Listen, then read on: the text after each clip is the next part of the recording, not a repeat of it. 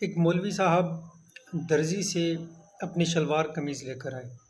Salwar 4 inch बड़ी थी। इतवार का दिन था। मौलवी साहब ने अपनी बेगम को कहा कि जुम्मा से पहले 4 इंच शलवार छोटी कर देना। बेगम ने कहा ठीक है। अगले दिन मौलवी साहब ने देखा कि शलवार छोटी नहीं हुई। अपनी बहू को कहा कि बेटा 4 इंच शलवार छोटी कर देना। अगले दिन फिर देखा, बहू को भी याद न रहा। फिर उसने अपनी बेटी को कहा कि बेटा 4 इंच मेरी शलवार छोटी कर देना। बेटी ने कहा ठीक है। बेटी को उस दिन याद न रहा। अगले दिन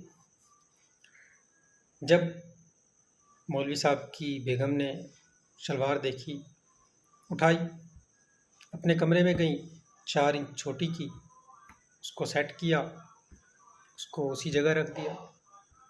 फिर जब बहू ने देखा, उसको लगा कि शलवार शायद छोटी नहीं हुई। उसने उठाई, अपने कमरे में ले गई, 4 इंच छोटी की, लाकर वापस वहीं रख दी। इसी तरह बेटी को भी ख्याल आया। अगले दिन तो उसने भी उठाई और 4 इंच छोटी कर दी। जब जुम्मे का टाइम आया, मौलवी साहब शलवार पहनने लगे, देखा वो तो पजामा बन चुकी है। यही हाल गवर्नमेंट करती है आवाम के साथ। हर हफ्ते एक तो पेट्रोल बढ़ा दिया जाता है।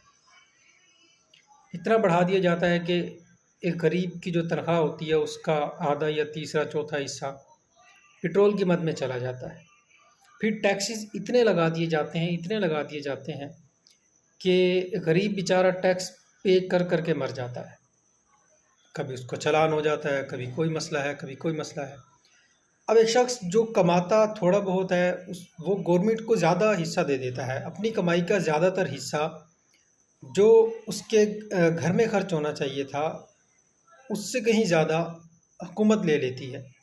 आप ये देखें, जब एक तनख्वाह आती है, उसके बाद वो हर चीज़ के ऊपर जो टैक्स देता है, अगर आप इसका हिसाब किताब लगाएं तो यकीन करें, टैक्स पेट्रोल की मद में जो उसके अपने ज़ाती अखराजात हैं, हर चीज़ को देखा जाए तो उसकी सैलरी का एक बहुत बड़ा हिस्सा हुकूमत को चला जाता है या उसकी अपनी जॉब पर आने जाने के अखराजात में शामिल होता है वो हिस्सा। बाकी जो घर के लिए बचता है वो बहुत कम होता है। जो लोग अच्छा अर्न कर रहे हैं उनको तो इतनी ज़्यादा परेशानी नहीं है, बहरहाल परेशान वो भी हैं। क्योंकि जब आपने देखा हो कि जुम्मे का दिन आता है, पेट्रोल की कीमतें बढ़ने लगती हैं, तो बड़े बड़े लोग बड़ी बड़ी गाड़ियों में आकर पेट्रोल पंप पर लाइन में खड़े होते हैं, वेट कर रहे होते हैं। चंद 100 रुपये की खातिर वो कई घंटे इंतज़ार करते हैं, पेट्रोल डलवा लेते हैं, डीजल डलवा लेते हैं। तो बड़े से बड़े शख्स को भी फ़र्क पड़ता है।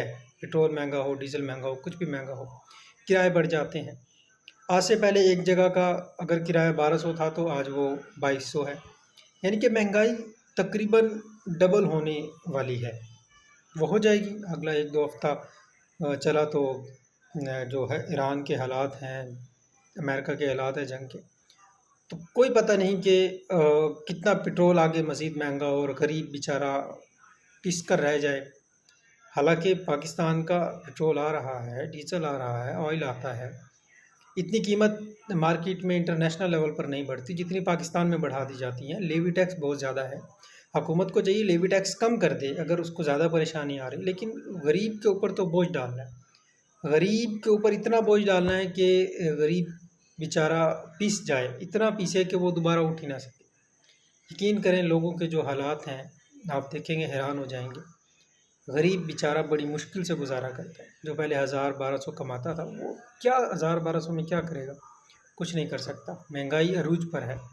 तो हुकूमत को चाहिए कि थोड़ा सा गरीब आवाम का ख्याल रखे। और आवाम से गुजारिश है कि भाई, जब पेट्रोल की कीमत बढ़ने लगे, पेट्रोल पंप का रुख ना करें, आप एहतजाज का रुख करें। अगर आप एहतजाज करेंगे तो पेट्रोल की कीमत नहीं बढ़ेगी। अगर आप पेट्रोल पंप का रुख करेंगे तो यकीन करें, कीमत अगर नहीं भी बढ़नी होगी तो भी बढ़ेगी।